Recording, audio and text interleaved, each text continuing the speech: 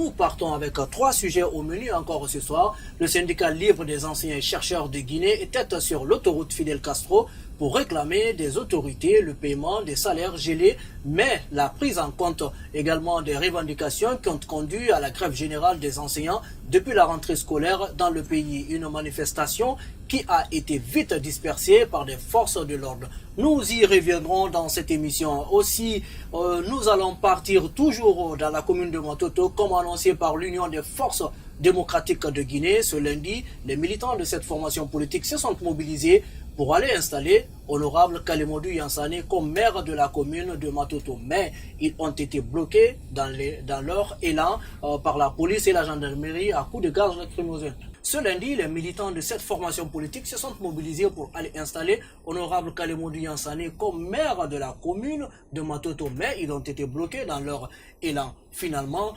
quand vous tâtez cette actualité, pour vous, est-ce qu'il y avait besoin justement de tenter une telle situation? Ça ressort de l'illégalité. Vous savez, dans ce pays, quand vous dites aux Guinéens qu'il faut appliquer la loi, chacun tire la couverture de son côté. Je ne peux pas comprendre. On en a parlé dans cette émission Analyse, vous vous souvenez, la semaine passée, on a dit que ce qui s'est passé à Matoto relève de l'autorité de la loi.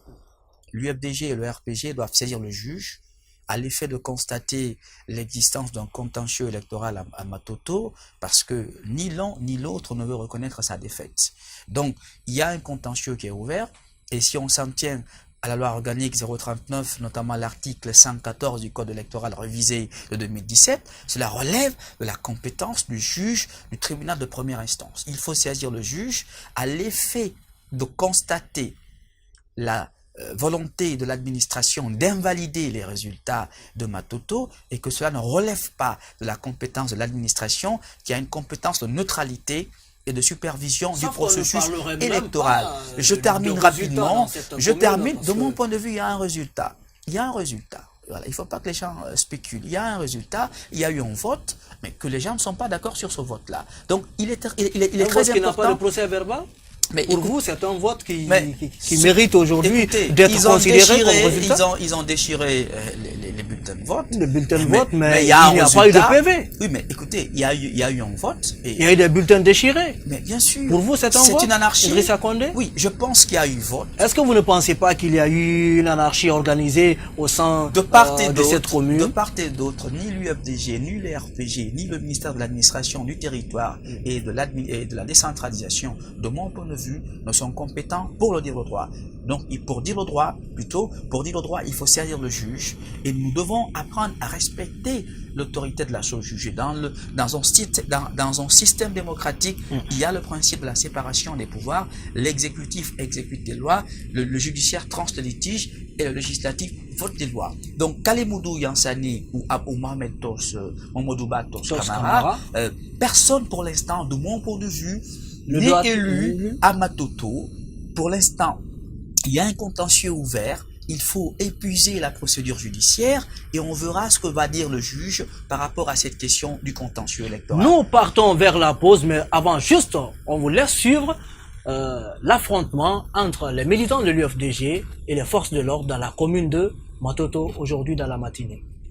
Ce matin, dans la commune de Matoto, les activités se déroulent normalement malgré les rumeurs selon lesquelles l'UFDG accompagnerait Kalemodou Yansane à cette mairie. Pour ce faire, un dispositif sécuritaire est installé pour empêcher toute manifestation dans la zone. Une situation que dénoncent certains jeunes de la municipalité. Parce qu'à Matoto ici, nous, on ne connaît pas ces genres de problèmes. Vous comprenez? Donc, nous aimerions que vraiment que l'État et l'opposition arrivent à se comprendre afin qu'on met l'essentiel sur la table. L'essentiel, c'est quoi? Il y a eu élection. Tout le monde a vu ce qui s'est passé. Donc, il faut que ça s'arrête afin que les gens puissent continuer, c'est-à-dire à leurs affaires, pour que ça finisse une fois pour toutes. Est-ce que vous avez compris? Il y a beaucoup de choses qui nous attendent dans ce pays-là. Est-ce que vous avez compris? Mais on est là toujours dans des confusions en confusion. Cela ne nous arrange pas, nous les jeunes. Est-ce que vous comprenez? Nous voulons que vraiment qu'il y ait la quiétude sociale. Nous voulons vraiment qu'on enlève le problème de l'ethnocentrisme ou bien du régionalisme dans ces pays-là. Surtout à Matoto ici, nous on ne connaît pas ça. Réunis en masse au domicile de Kalemodou Yansani, non loin de la commune de Matoto, les sympathisants manifestent leur mécontentement. Selon eux, il n'est pas question de revenir sur l'élection du maire. Non, nous ne sommes pas disposés à reprendre les élections. Déjà, les élections se sont passées. Non, parce qu'on a gagné, on ne peut pas reprendre. Vous comprenez? S'il faut reprendre, qu'est-ce qu'il faut faire? C'est les vice-maires qu'on doit reconduire. Maintenant, s'ils sont sûrs d'eux, on va reconduire les vice-maires, on verra. Je ne vois pas le cas de reprendre.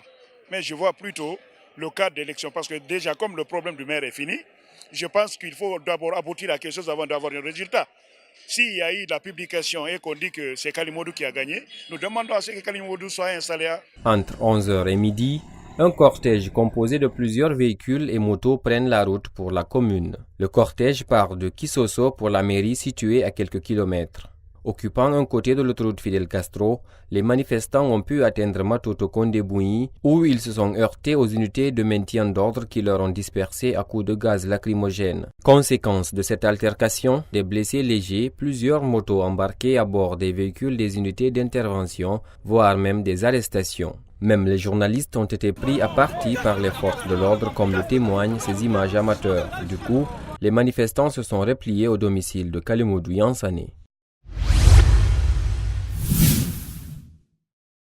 Cabinet Komara a finalement accepté de se livrer aux questions d'un journaliste pour parler justement de sa relation avec l'ancien chef de la junte, Dadis Camara.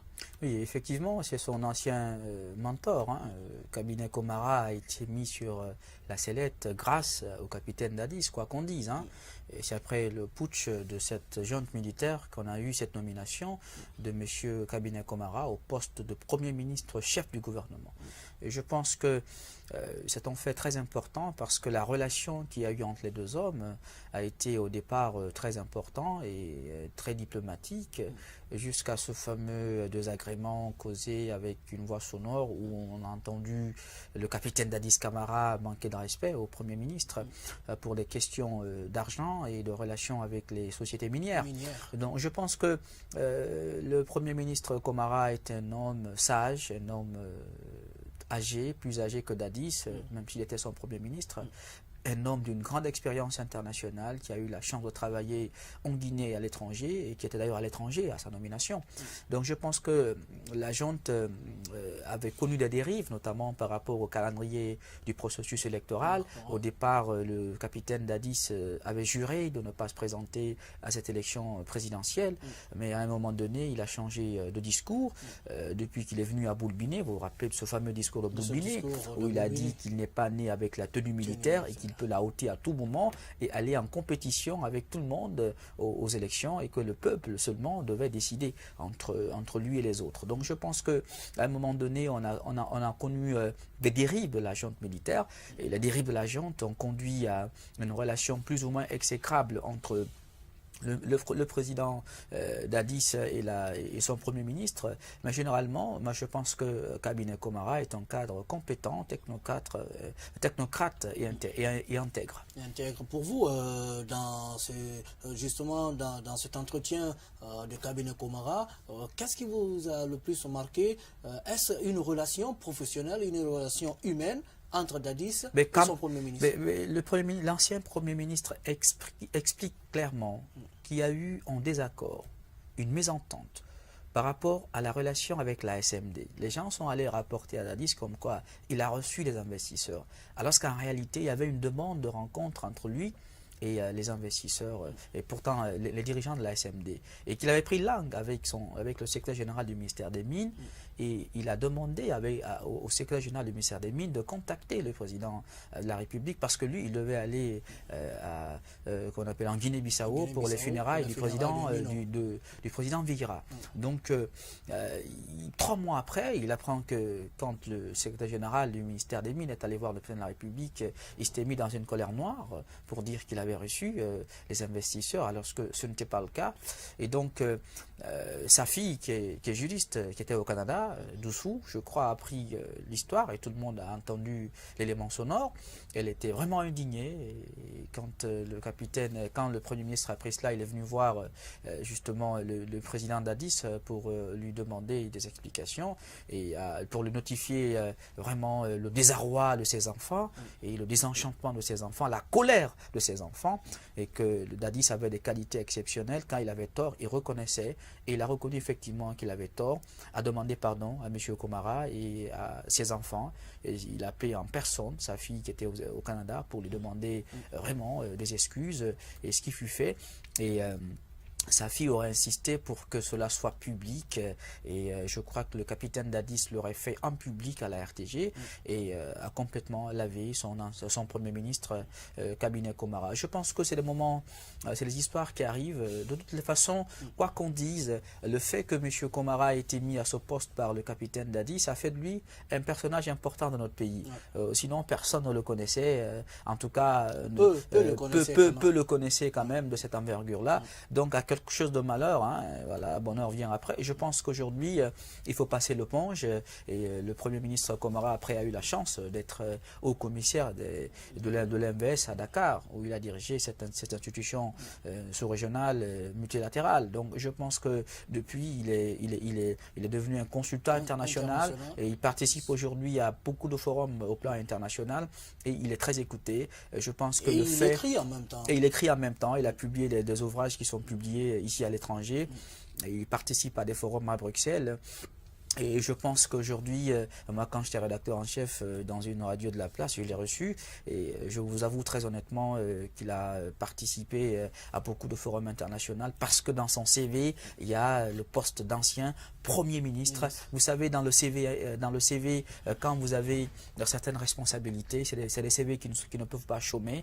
Donc nous saluons ce grand homme qui est devenu aujourd'hui une des personnalités politiques importantes pour notre pays. Dadis Camara, aujourd'hui en exil à l'étranger, aujourd'hui qui a son ancien Premier ministre qui accepte de parler à la presse de leurs relations pendant cette transition.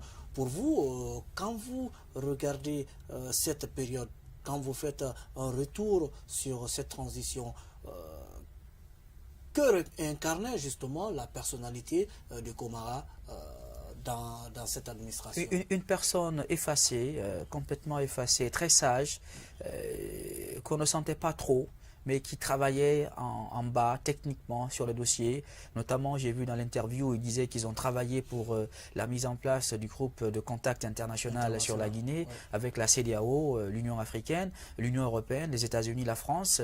Donc, la crise que notre pays vivait a pu être gérée parce qu'il y avait justement ce groupe de contact international qui venait à chaque fois évaluer le processus de la transition démocratique et mettre les points sur les i. Donc, ça a beaucoup aider le pays. Et qui a favorisé même la mise en place de l'accord de Ouagadougou. Voilà, absolument, et qui a été un acteur important pour le processus de mise en place de l'accord de Ouagadougou, qui a permis justement d'organiser ces élections présidentielles dans notre pays en 2010, et justement de faciliter également la passation de service entre le général Konaté et le capitaine Dadis après les événements du stade du 28 septembre. Donc je pense que c'est un homme qui a travaillé avec le capitaine à la gestion de la transition, et c'est ce qui était attendu de lui. Et je pense que quelles que soient les contingences ponctuelles, ce que nous pouvons retenir d'un point de vue satisfaction, je pense que la satisfaction elle est énorme, et aujourd'hui